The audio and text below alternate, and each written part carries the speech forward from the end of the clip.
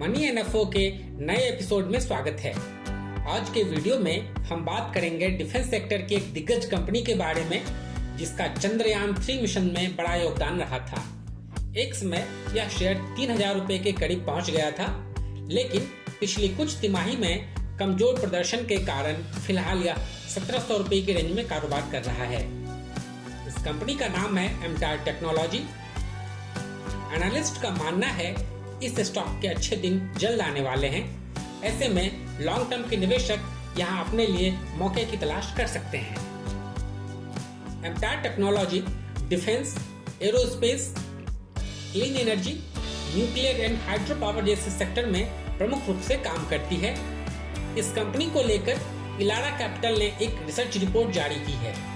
इस रिपोर्ट में कहा गया कि अगली तिमाही तक कंपनी के प्रदर्शन पर दबाव बने रहने की संभावना है। उसके बाद इसके प्रदर्शन में बड़े सुधार की उम्मीद है।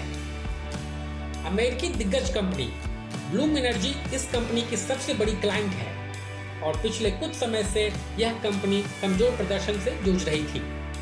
अब इस कंपनी के प्रदर्शन में सुधार देखा जा रहा है, जिसका डायरेक्ट बेनिफिट एमटार टेक्नोलॉजी को मिलेगा। ब्लूम एनर्जी ने कहा कि अगले 3 सालों में उसका ग्रोथ 18% की दर से बढ़ने की उम्मीद है। ऐसे में एमटार टेक्नोलॉजी के मैनेजमेंट का मानना है कि सितंबर तिमाही से रेवेन्यू में सुधार की शुरुआत हो जाएगी। एनुअल रिपोर्ट में कंपनी के मैनेजिंग डायरेक्टर श्रीनिवास रेड्डी ने कहा कि अगले 2-3 सालों के लिए दमदार ग्रोथ रहने की उम्मीद है। Aerospace and clean energy vertical से काफी सपोर्ट मिलेगा। चालू वित्त वर्ष में रेवेन्यू में 30 से 35% तक की तेजी आ सकती है। दूसरी छमाही में ब्लूम एनर्जी से दनादन ऑर्डर मिलने लगेंगे। ऐसे में वित्त वर्ष 2025 के लिए कंपनी का मार्जिन 22 से 24% रहने की उम्मीद है। डाइवर्सिफिकेशन के तहत company oil and gas segment में भी एंट्री ले रही है। इसके लिए 45 करोड़ रुपए का कैपेक्स किया जा रहा है। अगले वित्त वर्ष तक यह वर्टिकल ऑपरेशनल हो जाने की उम्मीद है। इस डाइवर्सिफिकेशन के कारण ब्लूम एनर्जी पर कंपनी की निर्भरता घटेगी। इसके अलावा कंपनी को इस फिस्कल में न्यूक्लियर वर्टिकल के लिए भी बड़े ऑर्डर की उम्मीद है। डिफेंस सेक्टर का रेवेन्यू 3 गुना बढ़ जाना चाहिए।